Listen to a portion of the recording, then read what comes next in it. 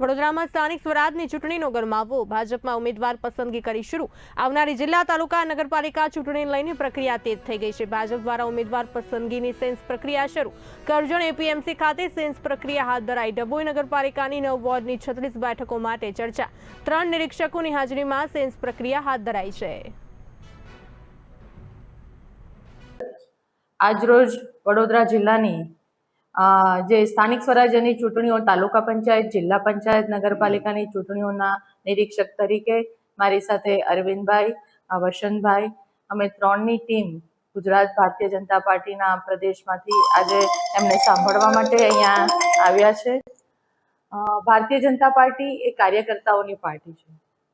પંચાયતથી લઈને પાર્લામેન્ટ સુધી અને પ્રધાનમંત્રીથી લઈને બૂથ પ્રમુખ સુધી ભારતીય જનતા પાર્ટીનો કાર્યકર્તા નેતૃત્વ કરે છે। ત્યારે આજે આપણે વડોદરા જિલ્લામાં ડભોઈ નગર, ડભોઈ તાલુકો, સિનોર તાલુકો, પાદરા તાલુકો, આ તમામ તાલુકાઓ અને નગરપાલિકાઓના ઉમેદવારોની